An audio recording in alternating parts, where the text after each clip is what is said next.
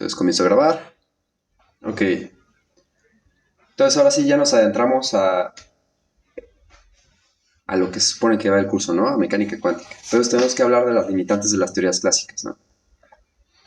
Entonces, bueno, como ustedes ya sabrán, a finales del siglo XIX ya teníamos dos teorías físicas sólidas, ¿no?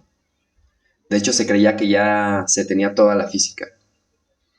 Entonces, la primera pues es la mecánica clásica, ¿no? Desarrollada a partir de la mecánica newtoniana. Después se dieron cuenta que podían hacerla de una manera más sencilla con la mecánica analítica, ¿no? En la que pasas de un espacio de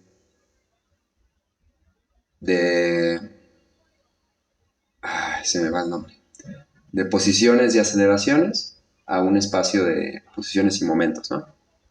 Se me olvidó la etiqueta de cada uno es el espacio fase y el otro es el espacio de configuraciones. Pero en la mecánica lagrangiana podemos resolver cosas con mayor facilidad o problemas que son irresolubles en mecánica newtoniana sí tienen solución en mecánica analítica, en cualquiera de sus dos principales formulaciones, ¿no? La mecánica lagrangiana o la mecánica hamiltoniana. Y la otra es la teoría electromagnética, que está resumida en las ecuaciones de Maxwell. Tenemos nuestras cuatro ecuaciones de Maxwell, divergencias en su forma diferencial, tenemos las divergencias del campo eléctrico y magnético y los rotacionales de esos campos, ¿no? Como dato curioso, bueno, Maxwell compiló 16 ecuaciones y en forma diferencial son 4. Y en forma tensorial son 2. Y si existiera ¿cómo se llama? Un monopolo magnético, se podría resumir las ecuaciones de Maxwell en una sola ecuación. Pero bueno, eso era lo que se tenía a finales del siglo XIX, ¿no? Entonces, bueno, en estas teorías se asume que hay posiciones y momentos de los objetos y que están bien definidos, ¿no? Además tienen un valor objetivo en todo instante, sin importar si hay un observador que conozca explícitamente tales valores, ¿no? Y por observador ya hemos discutido de esto, ¿no? Algo que pueda medir una variable física puede considerarse un observador, ¿no? Entonces el punto es de estas teorías de que tanto las posiciones como los momentos están bien determinados si no hay nada que tenga constancia de eso, ¿no? Y bueno, ya hemos mencionado un poco, ¿no? Incluso cuando es impracticable la obtención de posiciones y de momentos o de la dinámica de los sistemas, no nos detenemos porque podemos recurrir a la estadística. Entonces, no se creía que ya teníamos toda la física, ¿no? Entonces, hasta que surgió un problema, ya lo han de conocer, la radiación de cuerpo negro, ¿no? Se empezó a hacer el análisis de la radiación de cuerpo negro, aquí hay un error de dedo, lo voy a anotar para corregirlo, le falta una A. Porque los resultados que se hacían a través de estas teorías, tanto mecánica clásica como electromagnetismo, no coincidían con las mediciones experimentales. Entonces, ¿qué es un cuerpo negro? Bueno, es un objeto ideal que en principio justamente facilita los cálculos de las teorías, ¿no? Entonces, un cuerpo negro, toda la radiación incidente, y es bien importante lo respecto a incidente, es absorbida por el cuerpo. No refleja y no permite que lo atraviese, ¿no? No transmite, todo lo absorbe. ¿Sí? Y bueno, un cuerpo negro puede modelarse como una cavidad de Wien, o sea, un hoyito, un orificio que permite el paso de la radiación al interior. Y desde el exterior, el cuerpo negro es solo el orificio. Ahora, ¿qué pasa después? En el análisis tenemos que pensar lo que sucede dentro de esta cavidad, ¿no? O sea, después de que atravesó el orificio, tengo algo que encierra, que son paredes que reflejan completamente, perfectamente esta radiación, ¿no? Y bueno, se puede usar la mecánica estadística para explicar cómo se alcanza el equilibrio térmico de estas paredes. Y entonces, desde fuera, el cuerpo negro es el orificio, y en el análisis, el cuerpo negro es lo que sucede de la interacción de la luz o la radiación con las paredes internas de este cuerpo, ¿no? ¿Sí? Sí, Aquí me gusta hacerles esta pregunta más a los alumnos de introducción a la física cuántica. Es un cuerpo negro puede ser, digamos, azul.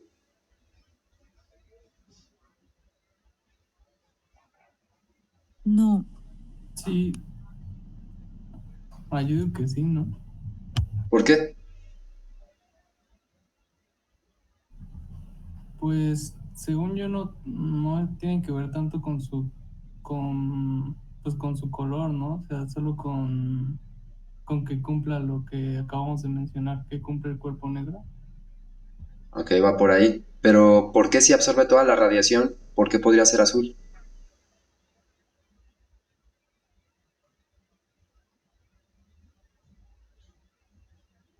es que, bueno, yo creo que si fuera azul, estaría reflejando solo las longitudes de onda azules. Y un Ok. cuerpo negro absorbe toda la radiación y también la emite, toda. Entonces, o sea, No dices creo que la que pueda absorbe ser toda y la azul. emite toda. Pero si la emite Sí, toda tendría otro un color, ¿no? Entonces, ¿cuándo? tendría todos. Es Ok. que emite toda la radiación y es continuo. Ok. O sea, sí va por ahí, es una pregunta que en principio, si la contestan bien, significa que ya entendieron bien lo que es un cuerpo negro, ¿no? Si es un cuerpo, absorbe toda la radiación que le incide. Entonces, si ya después esa radiación no tuviera forma de escapar del cuerpo, sí sería negro, ¿no? Y por tanto no podría ser azul. Pero justamente lo que causó el problema del cuerpo negro, por eso se llama radiación de cuerpo negro, es de que aunque absorbiera toda la radiación, emitía. Y ustedes están súper familiarizados con eso. Ustedes, si tienen un cuchillo o algo de hierro y lo calientan, adquiere un color dependiendo de la temperatura. Y eso es justamente la radiación de cuerpo negro. O sea, un cuchillo no es un cuerpo negro ideal, pero el color que están emitiendo cuando están calentando el cuchillo o alguna barra de hierro no tiene que ver con la radiación incidente, ¿no? O más bien, sí tiene que ver, pero no es ¿cómo se llama? La causa fundamental de su color, ¿no? Es la temperatura. Podrían modelar el Sol como un cuerpo negro, y de hecho pues se hace, ¿no? Al Sol no le importa qué radiación le está llegando, va a seguir emitiendo, ya sea por las reacciones que tiene el Sol, de fusión, emite la radiación. Entonces pueden modelar como un cuerpo negro. Entonces si les vuelven a preguntar, y acuérdense de la explicación, ¿no? Que si un cuerpo negro puede ser de un color, ustedes pueden decir que sí, ¿no? Incluso nosotros, ¿no?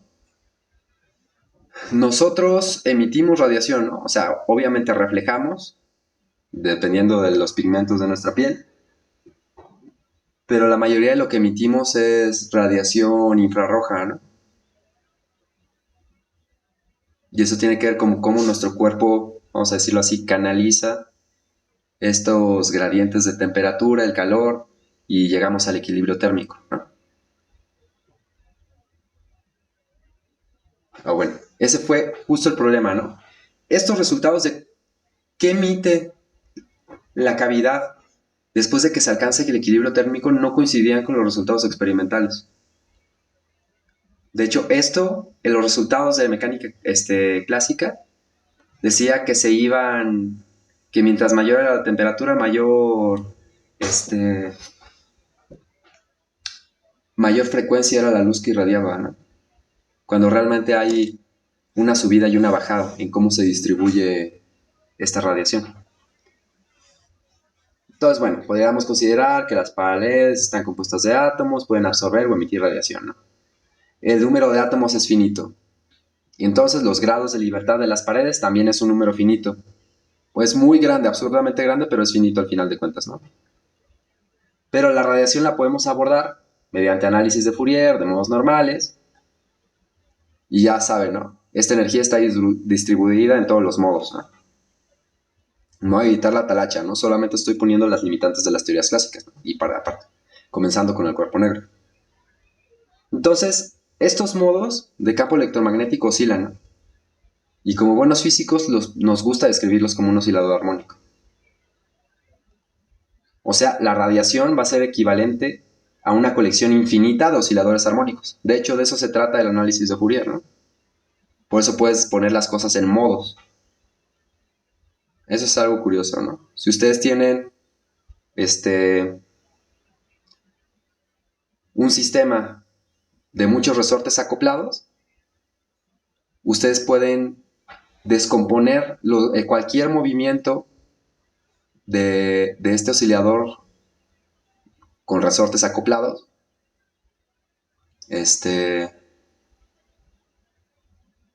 con un mismo número de la cantidad de resortes que ustedes tienen, ¿no? Si ustedes tienen 2 resortes, pueden encontrar 2 modos normales, ¿no? O cosas por el estilo.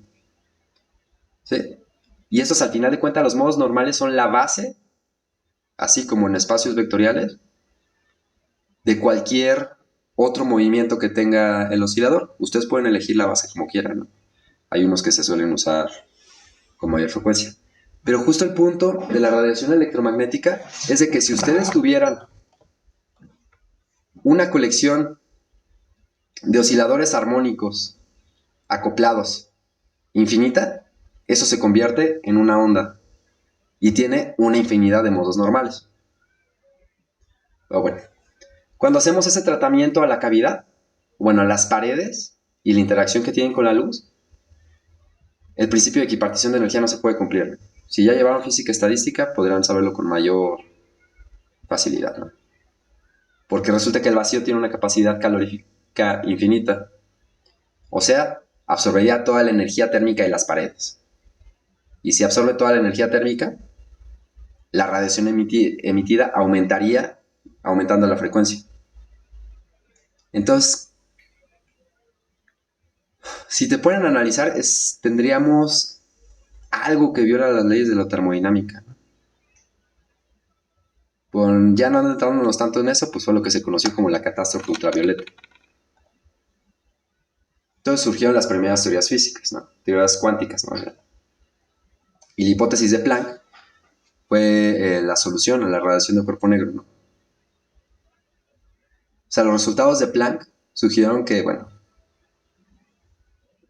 más bien, los resultados experimentales decían que la mayoría de la radiación se emitía en el ultravioleta, ¿no?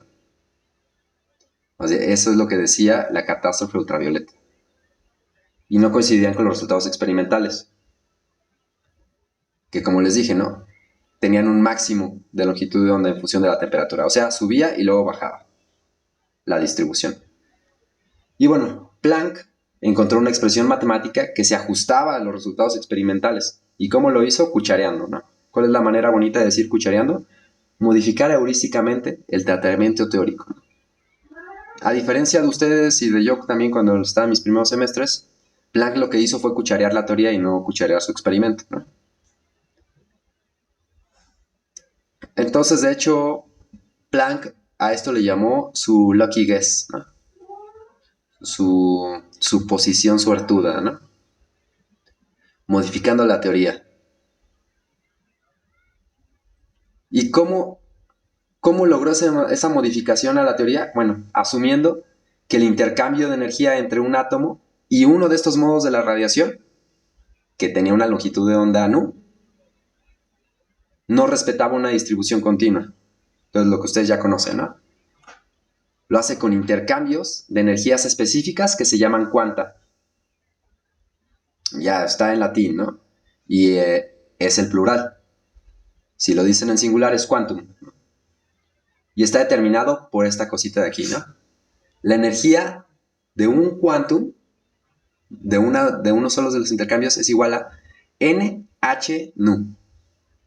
N es un entero positivo. A nu ya vimos que es la frecuencia del modo específico del que se estaba hablando. Y H resulta ser una nueva constante universal que ahora le llamamos constante de Planck, ¿no? Planck sí le puso la letra H. Obviamente él no le puso el nombre, es mi constante, ¿no? Después se le puso, ¿no?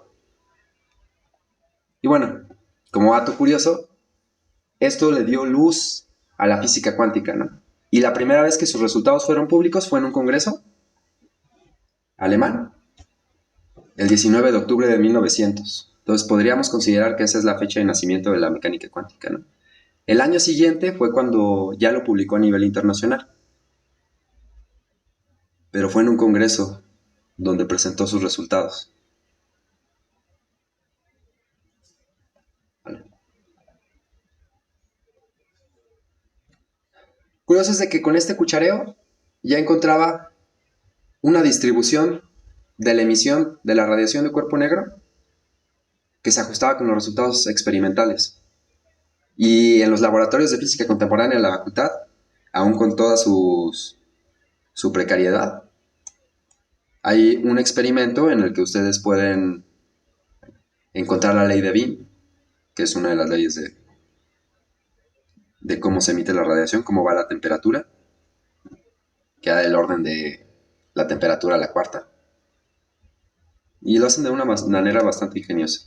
Entonces, si pueden hacerlo, pues estaría bien. Ahora hablamos del Annus Mirabilis, ¿no? En 1905, Albert Einstein publicó 4 artículos de premio Nobel, ¿no? Nivel premio Nobel, aunque solo le dieron uno. Uno de ellos describía el movimiento browniano, y esto que hizo aportó un gran avance a la teoría cinética, confirmó la segunda ley de la termodinámica, o sea, de que la termodinámica al final de cuentas es un resultado estadístico de los sistemas, e incluso podrían decir que de cierta forma su artículo comprueba la existencia de las moléculas, ¿no? Todavía no sabemos bien qué son las moléculas, discutiremos después de eso, ¿no? Para eso va el curso. Pero ahorita estamos hablando de las limitantes de la teoría clásica, ¿no? El segundo de los artículos decía que hay invariancia de leyes físicas en cualquier marco inercial, ¿no? Y se preservaba la causalidad. Estas dos cosas es realmente el fundamento de la relatividad especial. Preservar la causalidad y que las leyes físicas son invariantes de cualquier marco de referencia inercial. Entonces, Lorentz, que publicó sus transformaciones un año antes, Einstein pudo utilizar estas transformaciones de Lorentz y encontrar la contracción espacial y la dilatación temporal, ¿no? Y bueno, es lo que conocemos como relatividad especial. Pero realmente, el mérito de Einstein son estas dos cosas, ¿no? Invariancia de leyes físicas y preservar la causalidad. De hecho, Einstein no era muy bueno en matemáticas, ¿no? Pero tenía ideas brillantes. Pero lo que sí tenemos que reconocer, aunque no esté 100% comprobado, porque se hace a partir de suposiciones de cartas que hay, y eso no le quita el valor, lo deja como posibilidad porque no se puede negar ni afirmar, es de que las ciertas cartas que tenía con su primera esposa, Mileva Maric, sugieren que ella también participó en estos resultados, pero no se le dio crédito, ¿no?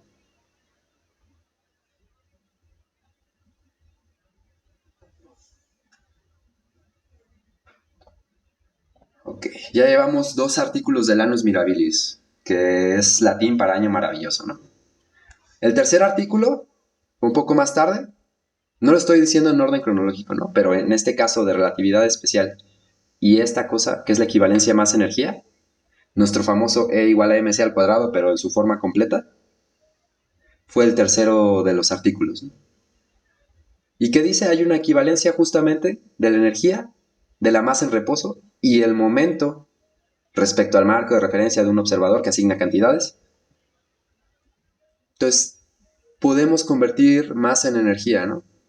Y al revés, energía en masa, ¿no? O sea, lo que nos dice es de que la masa realmente la masa en reposo es solamente una representación, una manifestación distinta a lo que es la energía. Pero en esencia es lo mismo, ¿no? Y bueno, el último de estos artículos, que es el que a nosotros nos importa y el que le dieron el Nobel, es la descripción del efecto fotoeléctrico.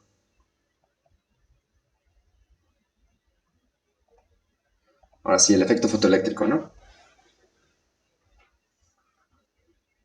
Entonces, el efecto fotoeléctrico es, tenemos una placa metálica, llega una luz y resulta que se emiten electrones justo después de la incidencia de la luz. O sea, no hay un periodo de carga en la que llegó suficiente luz y después saltan los electrones. No, en cuanto llega la luz, salen los electrones. ¿Qué otra observación se tenía? Los electrones que se emitían, la cantidad de electrones que se emitían, aumentaban mientras mayor era la intensidad de la fuente de la luz. O sea, que si ustedes tenían una lámpara y ponían una lámpara idéntica y apuntaban a la misma placa, se emitía el doble de electrones. Ahora, si le aumentaban la frecuencia de la luz, o sea, luz con, ¿cómo se llama? Mayor energía, mayor era la energía de los electrones que se emitían. Y obviamente existía una frecuencia umbral por debajo de la cual no se emitía nada, ¿no? Si yo tenía una frecuencia baja, digamos verde, y apuntaba a una placa, dependiendo del material, ya no se emitía. Pero si ponía una luz con mayor frecuencia, azul, pudiera que sí, porque sobrepasó esta frecuencia umbral. Entonces, ¿qué hizo Einstein? Extrapoló la hipótesis de Planck y también heurísticamente, ¿no? Propuso que no solo el intercambio de las energías de ondas electromagnéticas podían ser en múltiplos de h nu, sino que las ondas, no solo, o sea, lo recalco, ¿no? No solo intercambiaban la energía, sino que portaban la cuanta, ¿no? O sea, técnicamente lo que está diciendo Einstein es no solo intercambio de energía en estos paquetes discretos, ¿no? Sino soy la combinación de paquetes discretos, ¿no? Si yo considero que soy las ondas electromagnéticas. Con esa idea pudo resolver el efecto fotoeléctrico, ¿no? Porque así la luz puede ceder toda su cuanta, ¿no? Como ya es la cuanta, puede transformarse por completo y transferirse por completo a los electrones. Entonces, ¿qué pasa? Llega luz, como ya es la cuanta, puede transferirse por completo a un electrón. Si tiene la suficiente energía, puede arrancarse del material. Eso tiene que ver con la función del trabajo del material. Y por eso, mientras más fotones llegan, o sea, mayor intensidad, más electrones salen, pero salen con la energía relacionada a la radiación.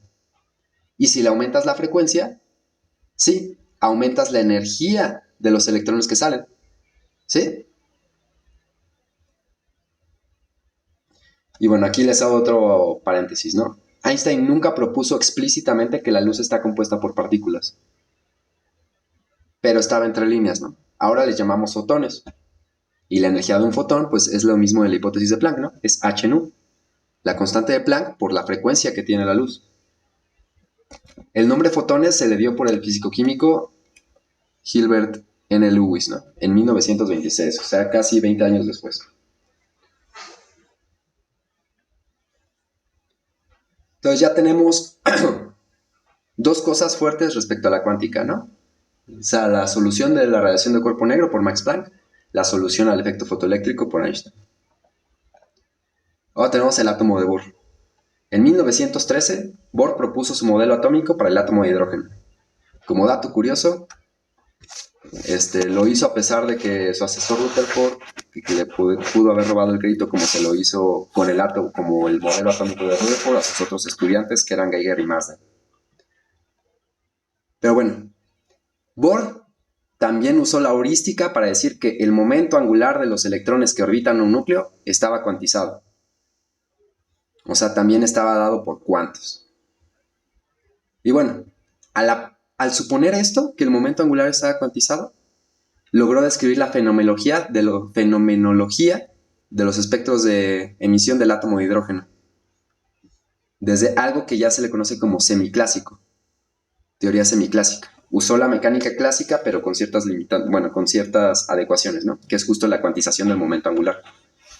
Y con su expresión obtuvo la misma ecuación para los ajustes de las líneas espectrales que habían sido dadas por Balmer y por Rydberg, ¿no?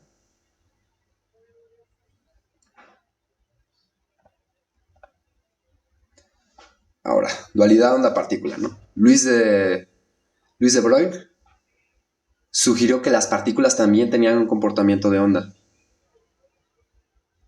Y bueno, inducía una dualidad onda-partícula, que justamente, o sea, no solamente decían las cosas, sino estaban respaldados por experimentos, ¿no? Coincidía con los resultados experimentales de G. Taylor. De G. Quiero decirla ahí en español, ¿no? G.I. Taylor, ¿no? Entonces, si consideramos la ecuación 2 y 3, o sea, E igual a h nu y la equivalencia masa-energía,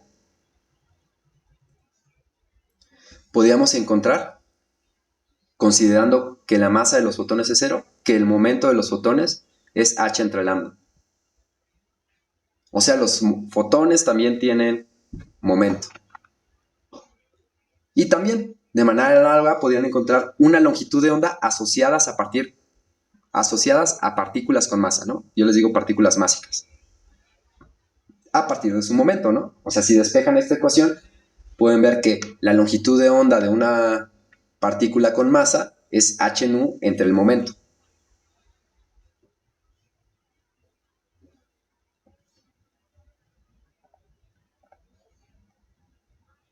Y bueno, estos tenían sus desarrollos teóricos con su respectiva evidencia experimental, junto con el efecto Compton, donde, bueno, se demostraba que se preserva, justo como en las colisiones elásticas, la conservación de energía y de momento entre fotones y electrones. Entonces, bueno, solamente nos hace falta hacer una última consideración de las teorías clásicas, ¿no?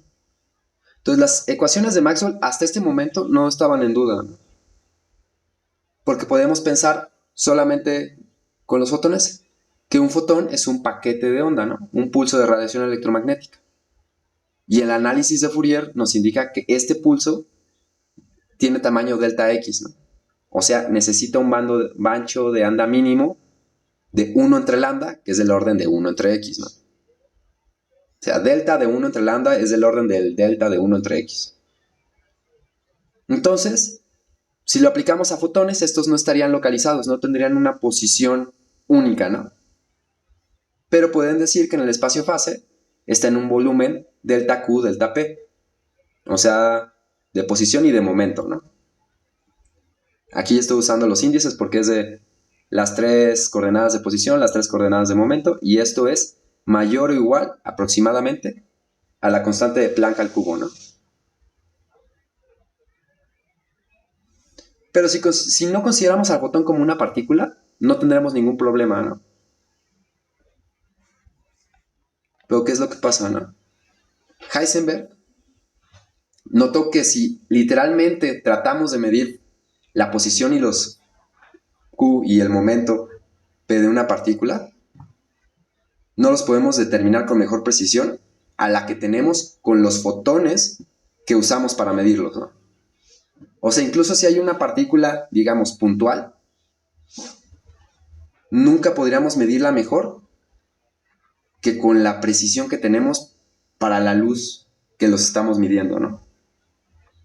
¿Sí? Puedo elaborar más sobre esto, ¿no? Pero ustedes díganme si continúo o no. Sí. ¿Sí continúo o sí elaboramos? Sí, que sí continúes. Ok.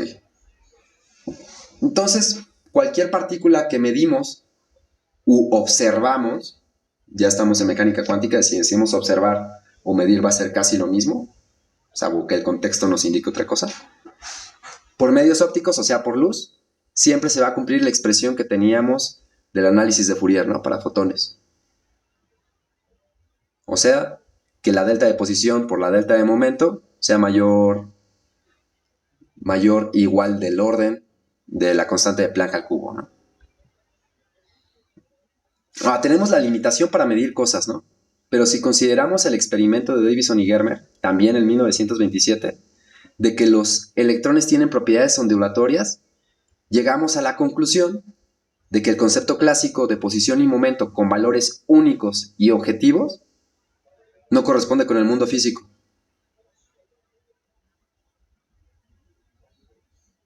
¿Sí? O sea, estamos teniendo el mismo problema, si se dan cuenta, de asignarle probabilidades a un solo punto, ¿no? No podemos.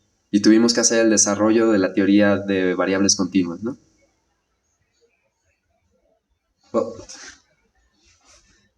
La resolución de la radiación de cuerpo negro, el efecto fotoeléctrico, el átomo de Bohr, la dualidad onda-partícula de De Broglie, el efecto Compton, estas observaciones de Heisenberg y los experimentos de Davison y Germer, entre otros, o sea, tanto teóricos como experimentales, nos dieron la antesala histórica y conceptual para la implementación de una teoría cuántica con sus propios postulados, ¿no? Que es la que vamos a describir a continuación.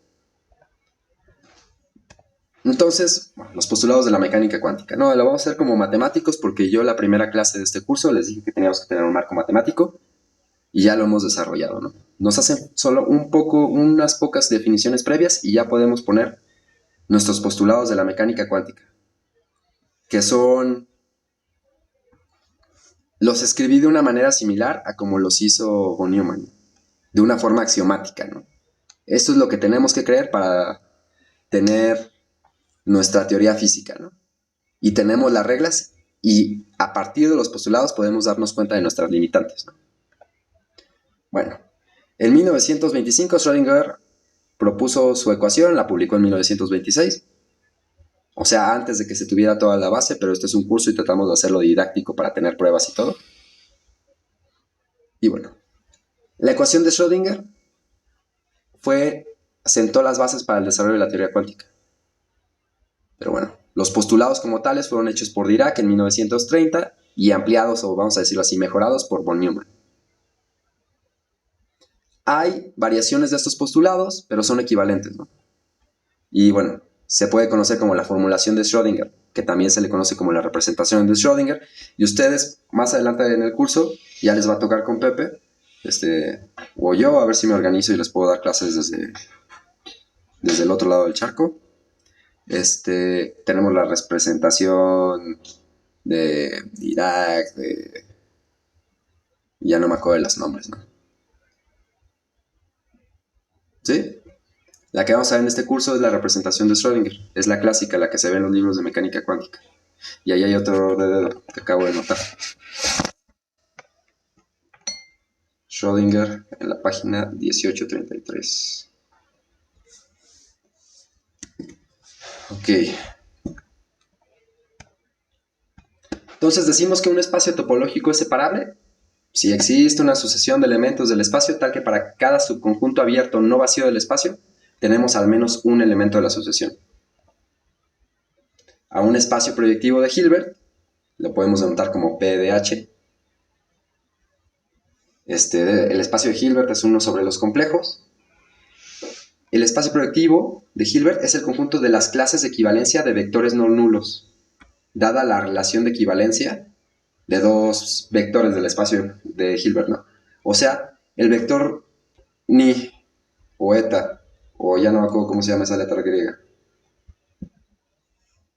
Es eta, ¿no? Es equivalente a psi. Sí, solo sí. Es un múltiplo, un escalar complejo distinto de cero, uno del otro, ¿no? ¿Sí? O así podemos decir que eta y psi son equivalentes en el espacio proyectivo de Hilbert. Ahora, las clases de equivalencia de psi, dada la relación de equivalencia, son llamados rayos o rayos proyectivos. O sea, si yo tengo un vector que es equivalente a otro, A esa familia de todos los vectores que son equivalentes les voy a decir rayos. ¿Sí?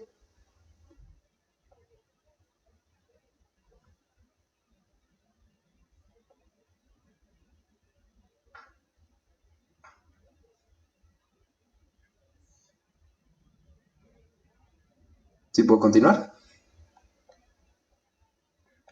Ok. Ahora, si una función que va de un espacio topológico a otro cumple que es biyectiva, continua, y su inversa es continua, le decimos homeomorfismo. Nada, es una etiqueta, ¿no? Un espacio topológico es localmente euclidiano si y solo si existe un homeomorfismo entre bolas para cada elemento del espacio topológico y bolas abiertas de Rn para algún n. A las bolas de X les llamamos U, y las denotamos como U, les llamamos vecindades euclidianas. Y al homomorfismo que va de U a Rn le decimos carta coordenada, ¿no? Y la denotamos como el par U, homomorfismo, ¿no? O sea, la carta. Ahora, si yo tengo una función lineal compacta y continua de un espacio topológico que va al campo, donde existen vecindades euclidianas de mi espacio topológico y tengo una carta coordenada que tiene asociada a un tensor métrico G, a esta función lineal de elementos de X que me los manda al campo va a ser la integral de las vecindades euclidianas de mi vector, la diferencial de la medida de Lebesgue-Stieltjes generada por un tensor métrico prima, ahorita va a quedar explícito acá, dado la vecindad euclidiana, ¿no?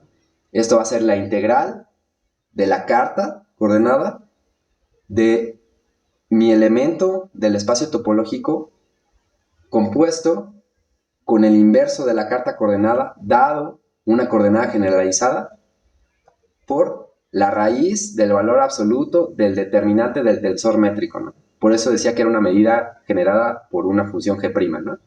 Porque esa medida G' realmente pues va a ser esta parte, ¿no? Y tenemos, ya saben, ¿no? El producto cuña de los diferenciales de cada una de las coordenadas. Todo esto lo puedo escribir como mi integral de Lebesgue-Stieltjes sobre lambda mayúscula de este elemento del espacio topológico visto como función de nuestras coordenadas por el determinante, la raíz del valor absoluto del determinante del tensor métrico, ¿no? ¿Y qué es esta lambda? Es el producto cruz de otros lambda que son conjuntos de Borel, ¿no? Y ese es el dominio de la carta coordenada. Entonces a esta C, esta función lineal, la podemos escribir de esta forma, ¿no? Esta lambda 1 corresponde al dominio de la primera coordenada generalizada, el lambda 2 con el segundo de la coordenada generalizada y así, ¿no? Este elemento del espacio, lo recalco, ¿no? Estoy forzando a ver a un elemento de un espacio topológico como si fuera una función que depende de las coordenadas de mi carta coordenada, ¿sí? Y a esta función se le llama medida canónica de una forma volumétrica, ¿vale? ¿Sí quedó claro?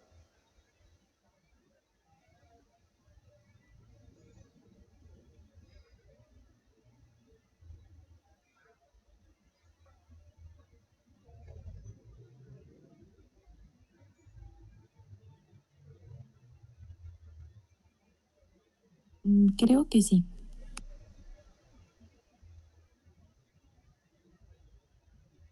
Ya, pues es que aquí ya utilicé varias de las cosas que hemos visto hasta ahora, ¿no? En una sola diapositiva. Ya utilicé tensorial, ya utilicé medidas de Lebesgue-Stieltjes con integrales de Lebesgue-Stieltjes, ya utilicé al tensor métrico. Pues lo más importante aquí es que un elemento de mi espacio topológico lo forzo, dada la medida canónica, a ver como una función.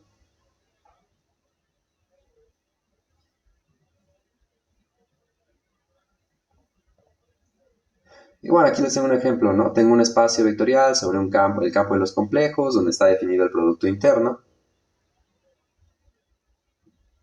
Si defino el producto interno de esta forma, O sea, donde el primer argumento del producto interno lo hago complejo conjugado, el segundo lo dejo igual y le dejo el determinante, la raíz, el valor absoluto, el determinante, el tensor métrico y integro, ya tengo un producto interno y ustedes podrían comprobar que cumple las propiedades de productos internos. Sí, o si quieren me regreso y explico de otros pasos.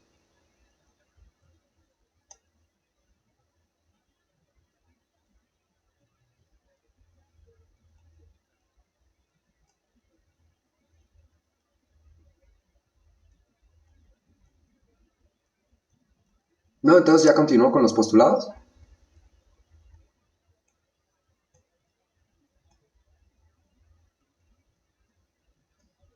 Vale. Sí, el primer postulado, ¿no? Cuando un sistema físico lo asociamos con un espacio de Hilbert separable con producto interno definido como en la diapositiva anterior, dada una carta coordenada espacial, cada estado cuántico está asociado con un rayo de H, ¿no? O sea que si yo tengo vectores de este espacio de Hilbert y son múltiplos, una familia de estos vectores son múltiplos unos del otro, entonces eso es un rayo, ¿no? Entonces, esa familia de todos los vectores que están en el rayo corresponden a un único estado cuántico. ¿Sí?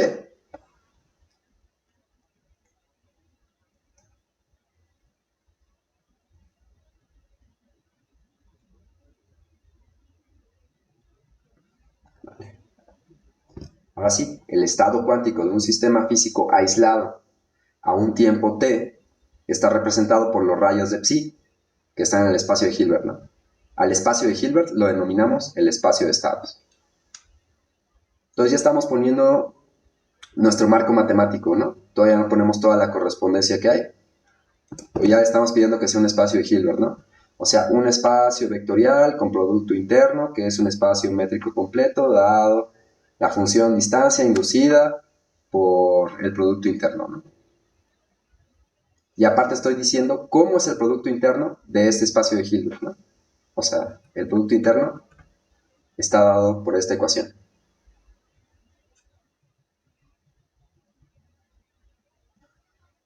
Ahora, si yo tengo un sistema compuesto por dos o más sistemas, cada uno con su espacio de estado, H1 y H2, el espacio de estados del sistema compuesto está dado por el producto tensorial de los espacios individuales, los espacios de estados individuales. ¿Sí?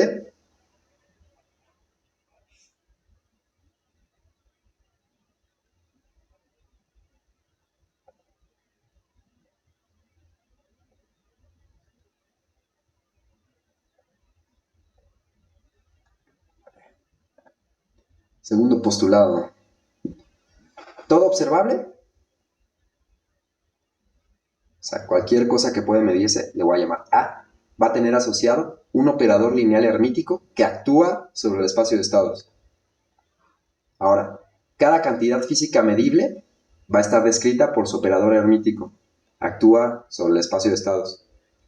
Este operador corresponde con un observable y sus eigenvectores van a formar una base del espacio de estados. O sea, para cada observable distinta voy a tener un operador hermítico distinto y para cada observable va a haber una base distinta del espacio de Hilbert. ¿Sí? Del espacio de estados.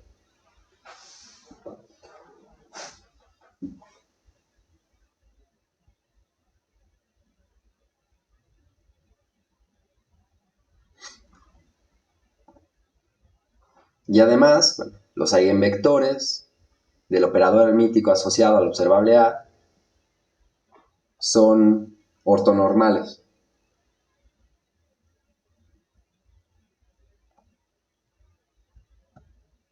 O sea, al representante del rayo que elegimos va a ser aquel que sea unitario, ¿no? Con el producto interno. Y estos eigenvectores los vamos a llamar eigenestados, ¿no? Ya sabemos que si tenemos un múltiplo de una constante en los complejos por este eigenvector, va a representar el mismo estado, ¿no? Si yo tengo 3 psi, pi, psi, menos 45 psi, va a ser el mismo estado, ¿no? Pues porque son los rayos, ¿no? Los que me representan. Elegí al psi, al que es unitario, para representar al rayo, ¿no? A la familia de vectores, ¿vale?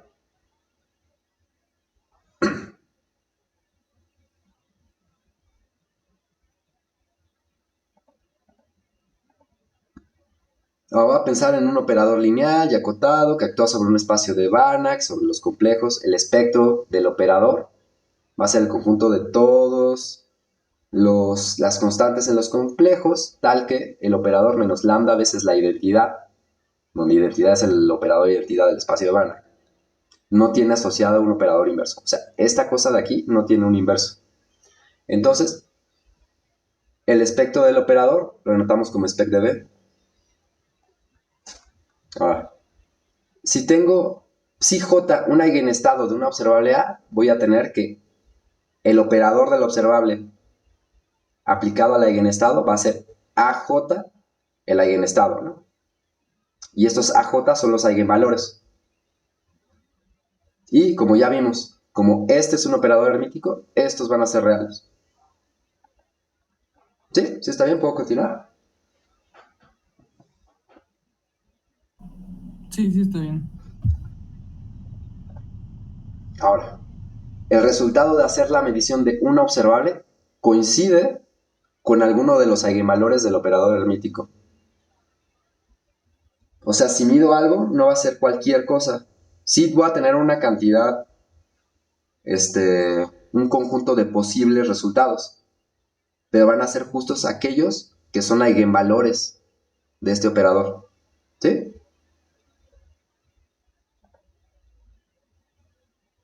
Y bueno, los eigenvalores del operador son elementos del espectro de A. Si este espectro es discreto, la medida del EVS del espectro es 0. Y entonces todos los posibles resultados de la medición están cuantizados.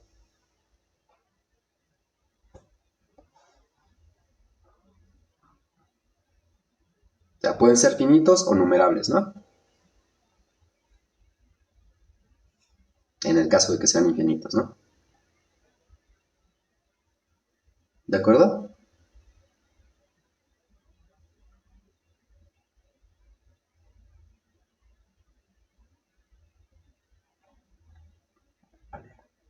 Cuarto postulado. Todos los eigenestados del espacio tienen una naturaleza probabilística respecto a la medición de observables, ¿no? Ya vimos que si medimos algo podemos obtener distintos resultados, pero vamos a tener naturaleza probabilística de esos resultados. ¿Cómo? Todo eigenestado es una amplitud de probabilidad. Así le podemos decir eigenestado o amplitud de probabilidad. Y las amplitudes de probabilidad generan una función densidad de probabilidad a partir del producto interno. ¿Cómo? Nuestro producto interno era el primer argumento complejo conjugado como función de las coordenadas que elegimos, multiplicado por el segundo argumento como función. Si a eso lo multiplicamos por la raíz del valor absoluto, del determinante, del tensor métrico, de las coordenadas que utilizamos, este argumento de la integral va a ser mi función densidad de probabilidad. ¿Vale?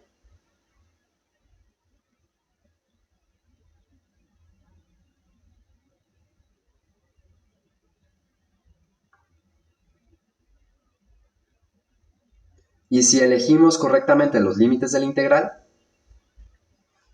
esto va a ser nuestra distribución de probabilidad, ¿no?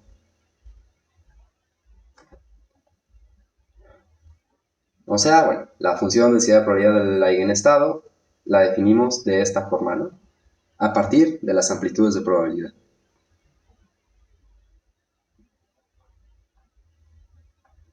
¿Sí? Creo que sí, la siguiente ya tiene un ejemplo.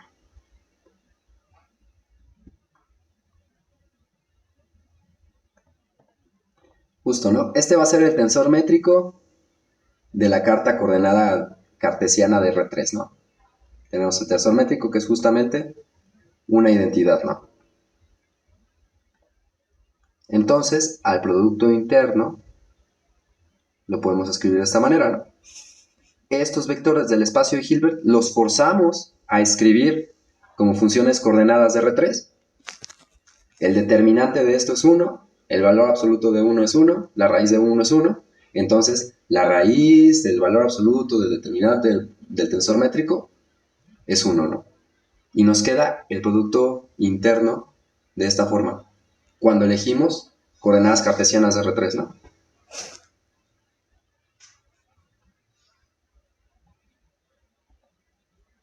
Y por tanto, la función densidad de probabilidad dada estas coordenadas va a ser esto, ¿no?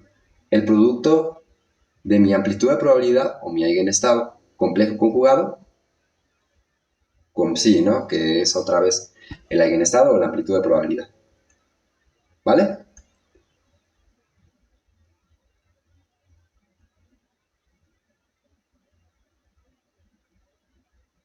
Aquí lo importante es de que recuerden que si eligen su carta coordenada, nunca se olviden de la raíz del valor absoluto del determinante del tensor métrico.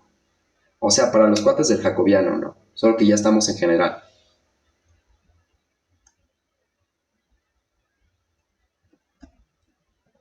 Porque justo, ¿no? Si tenemos coordenadas esféricas, aunque sea R3, esta es nuestra carta coordenada. Tenemos que incluir la raíz del valor absoluto del determinante del tensor métrico, que para coordenadas esféricas es r cuadrado seno de teta. Entonces ya también nos cambiaron nuestros límites de la integral, ¿no?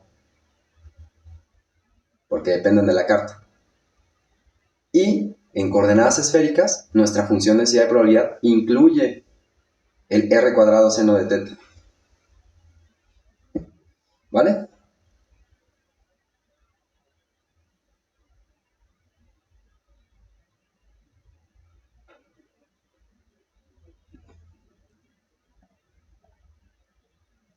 Y con esto, pues ya podemos obtener valores esperados, varianzas e incertidumbres, ¿no? ¿Cómo? Al valor esperado, valor de expectación o valor promedio, lo voy a llamar como paréntesis angulares, la observable, sin gorrito, y va a ser este bracket, donde estoy ensanduichando al bra de psi y al ket de psi, usando como tapas del sándwich al bra y al ket del operador, ¿no? Recuerden que es un operador hermítico, entonces podría pasarlo a aplicado a psi y luego hacer el producto interno, ¿no? O aplicar el a solo al psi, que es lo que se hace usualmente. O sea, al ket. ¿Sí? Mi varianza la puedo escribir así.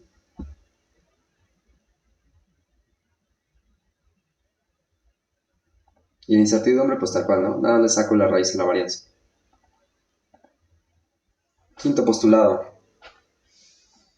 Si para distintos eigenestados de un observable el eigenvalor es el mismo,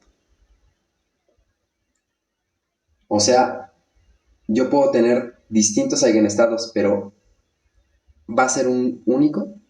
Digamos que yo tengo j igual a 1 y k igual a 3. Va a ser, solamente va a depender del j. Puedo tener j igual a 5 y también me va a salir mi eigenvalor el mismo para un número así, finito, de hecho es numerable, de Cas, podemos escribir este estado unitario de esta forma. El psi j va a ser combinación lineal de todos estos eigenestados que producían un mismo eigenvalor. ¿Por qué tiene el 1 entre raíz de m? Porque quiero que esté normalizado, ¿no? Recordamos que los estados están representados por aquellos que son unitarios, ¿no?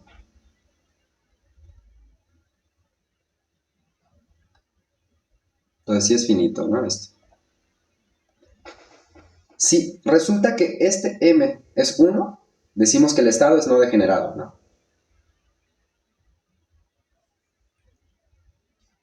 Si es distinto de 1, o sea, mayor a 1, decimos que es m degenerado con degeneración m o simplemente degenerado. ¿Vale?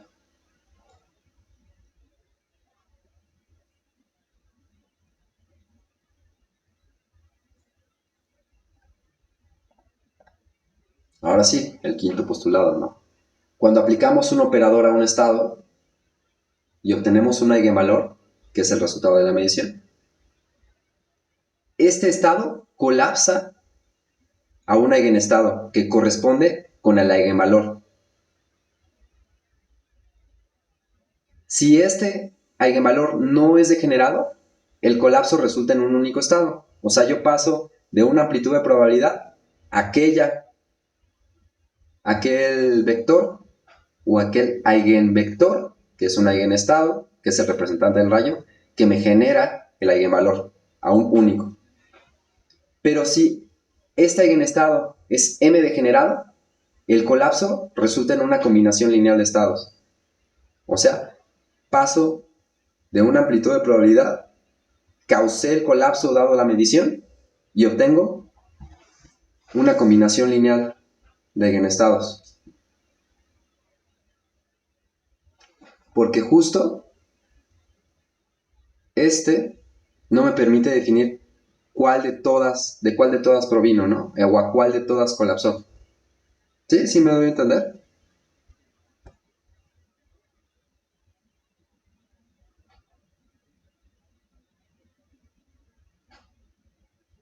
Vale. Entonces, como a los estados también les decimos función de onda, o sea, ya les dijimos que son muchísimas cosas, ¿no? Son vectores, son representantes del rayo, son eigenestados, son eigenvectores, son amplitudes de probabilidad. Bueno, también les decimos funciones de onda. Y por tanto, a este quinto postulado lo conocemos como el colapso de la función de onda. Y es uno de los postulados más conflictivos de la mecánica cuántica. Porque si tenemos un eigenvalor m degenerado, ¿realmente colapsó a esto? ¿O solamente por nuestra incapacidad de saber si colapsó a un único estado, pero no saber cuál, lo vemos como combinación lineal de cualquier otro que pudo producir ese valor? El punto es de que tenemos siempre que hacer una medición para causar el colapso. Y ya saben, ¿no? Hacer una medición no significa que literalmente estamos nosotros midiendo, ¿no? O que necesitamos un ente consciente para obtener la medición. O sea, cualquier cosa que interactúe y cause una medida puede considerarse como el agente de la medición, ¿no?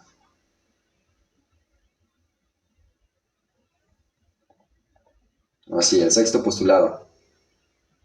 Los estados y por tanto un sistema cuántico tienen evolución temporal. Entonces ya juntamos lo de la primera clase de este curso, ¿no? Justo con esta ecuación. La dinámica de los estados está dada por la ecuación de Schrödinger, que también les dicen ecuación de Schrödinger dependiente del tiempo, que es IH barra la parcial respecto al tiempo de mi eigenestado va a ser igual al operador hamiltoniano aplicado al eigenestado, ¿no? Bueno, H es el operador hamiltoniano, H barra es la constante de Planck reducida, que es la constante de Planck entre 2pi.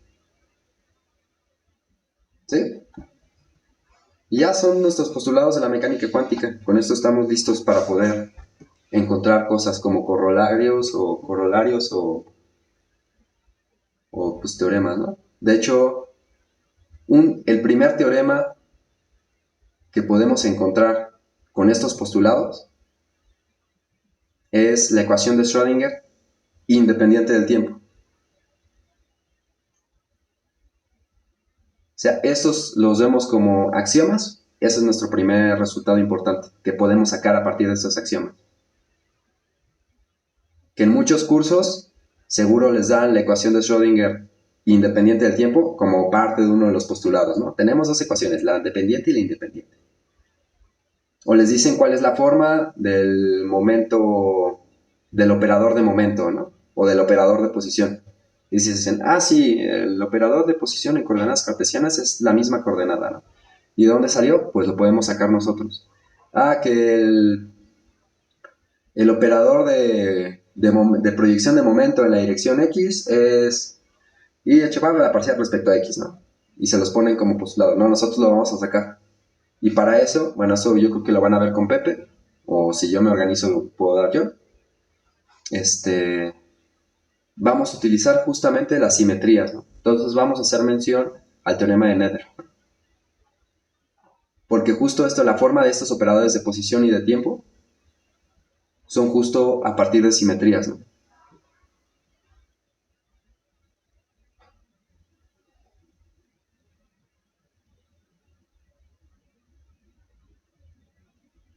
Y pues es todo por hoy. Voy a dejar de grabar.